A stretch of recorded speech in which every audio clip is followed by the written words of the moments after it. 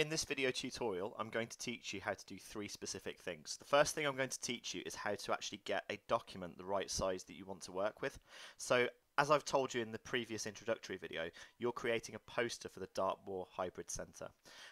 This needs to be an A3 poster, and we're going to create this with Photop. So it's an online piece of software, a bit like Photoshop, on photop.com. So if you go to that website, you may originally see a big banner at the top with a big white X. If you click the white X, you're ready to go. And we are going to set up your document. So we go to File and we go to New.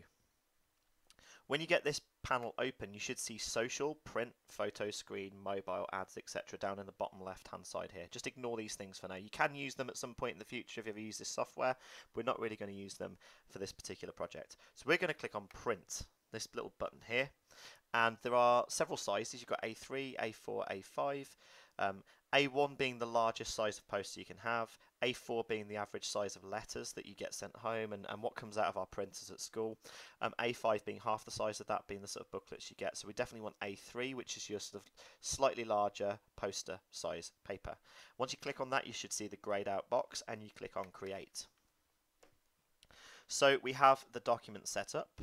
I'm also going to do something now. I'm going to double click on the title in the tab where it says new project.psd, and I'm going to call it Dartmoor Hybrid Centre, because that's the poster we're making. So there we go.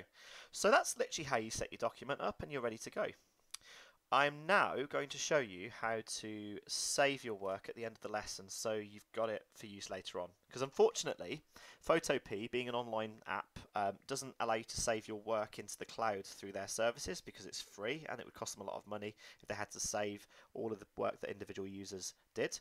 But what you can do is you can download the work to your computer and then you can open it again in Photop the next time you do. So how we do that is we go to File, and we save as PSD, which stands for Photoshop Documents, so save as PSD. And at the bottom of your screen you should see this little thing appears, little icon for a Photoshop file. And what you need is also, here's one I made earlier actually, I'm just going to remove this just to show you. So you need your Google Drive open, drive.google.com, and it should look something like that. You might have a few files in there. What you need to do with that little thing you just downloaded, you drag it and put it there, and that will upload a copy of it to your Google Drive. Now, why are you asking me should you do that? Well, if you've got everything in your Google Drive and you maybe want to work on this independently, or we have to use the Chromebooks one lesson, you can access it straight away. So I want you always upload into Google Drive as well as downloading. Okay. And the other reason is because this goes into the downloads folder of your computer when it's downloaded, and sometimes the downloads folder automatically gets deleted, like the contents of it will get automatically deleted if there's too much in there, and that can impact on the memory of the computer. So it's always good to put it into your Google Drive. Okay, so we've done that at the end of the lesson. We've downloaded it, we've dragged it and put it in the Google Drive. What happens at the beginning of the next lesson is you need to download this from Google Drive back into the downloads folder, and you need to open it with Photop. So what we do here is we right click and we download. Pretty straightforward. And if I go to show in folder, it's gone back to my downloads folder. So what I do then is I go into Photop.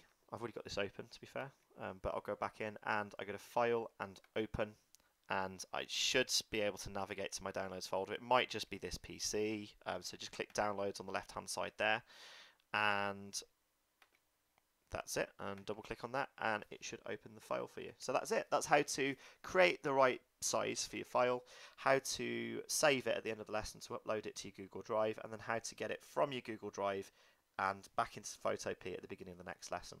Those of you who are using Chromebooks, I'll show you in the lessons how to do this because it's a lot easier and requires less time, to be honest with you.